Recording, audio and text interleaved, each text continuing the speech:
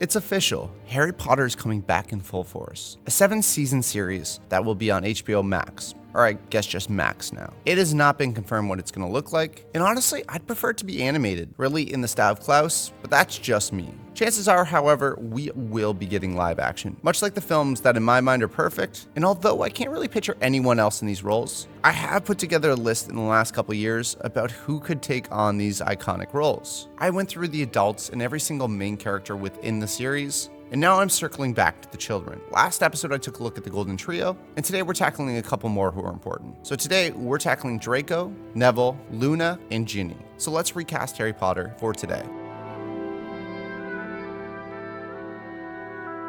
First up, let's talk about Neville. Now, Neville has a lot of possibilities, and still he remains one of the best characters of the series. I think he's great, specifically in the last movie, but half of me really wanted an end where Harry actually did die, and really him to come into that light, but nonetheless, he still remains as a standout. Now, where he starts off is a little bit of a pathetic state. He's the comic relief, he's goofy, big-eared, and just really a laughable human. But there's this charm to Neville, this thing that's unexplainable. We need someone who fits that role, but likable, believable. There is a perfect choice for this role, and although he might be a touch too old, Archie Yates is Neville. You probably know him best from Jojo Rabbit, but man, this kid is so likable. He's got this attitude to him which just feels right in line with Neville. He isn't laugh at him funny, but he just has this series of bad luck that just feels right. I'm sorry, what are you talking about? I feel like nothing's coming up his way, and I can really buy into that. I'm gonna go home and see my mother.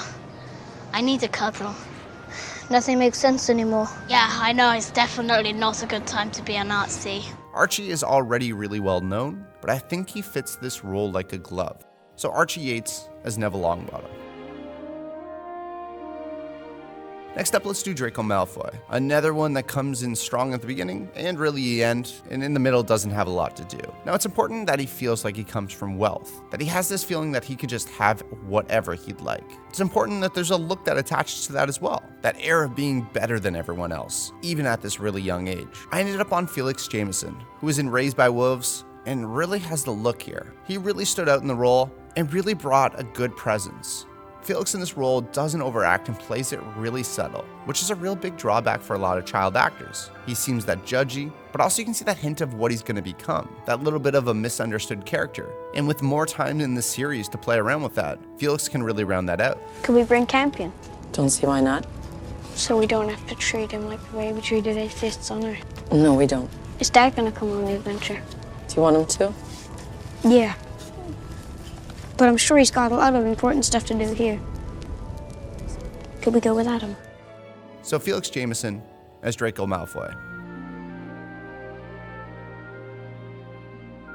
Next up, let's do Luna. Now, I'm cheating a little bit with this one because Luna actually doesn't arrive till much later in the series. So I'll be casting her as if that season happened today, meaning we're looking at older actresses to match the 5th year of Hogwarts. Now, Luna has a special place in my heart. She's misunderstood, but she also doesn't care what anyone thinks about her. She goes to the beat of her own drum and isn't afraid of anyone along the way. Now, Ivana Lynch obviously does this incredibly well and really killed the interpretation of this character. But I feel like we could go a different way in a different direction. And I think Maddie Evans can do just that. Now, like I said, different, but she also has this weirdness to her, but still in a charming way. This little bit of creepiness, the way she even acts with her eyes. It's important we know that she can act and has an amazing scene in House of the Dragon. I was fetching the printed wine and I put it on his table. When I turned, I didn't see him. I asked him to stop. Your Grace, truly, you must believe me. But in the screen test, you can really see that craziness coming through in a good way. So yesterday, when I had to go because my dinner was ready, that wasn't actually true.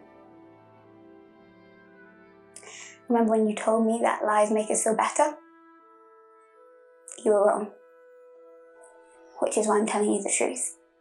I think she'd do really well in this role. So Maddie Evans as Luna Lovegood.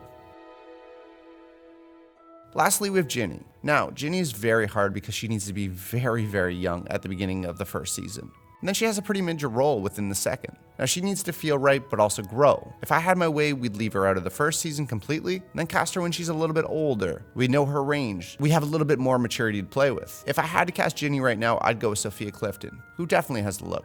There are very few choices online, especially at this age, for someone who looks like Ginny. There's not a lot of her stuff online, so I haven't seen a lot of her work, and I'd like to see her in a bigger project so we understand she can take that weight of the role on, but she does seem to fit quite well. Being friends sucks sometimes. I'm not so sure of friends after all. So Sophia Clifton as Ginny Weasley. So there are the children of Hogwarts. We didn't go into a lot of the older ones, and it's really hard to cast the Weasley twins because you need twins, but those are the ones I'm taking a look at today. I have heard that there's going to be a Twilight series coming up, so do you want that tackled next? Or a lot of people have been looking at Hogwarts Legacy as a recasting. Let me know in the comments below. As always though, thank you so much for watching, please subscribe, and I'll see you in the next video.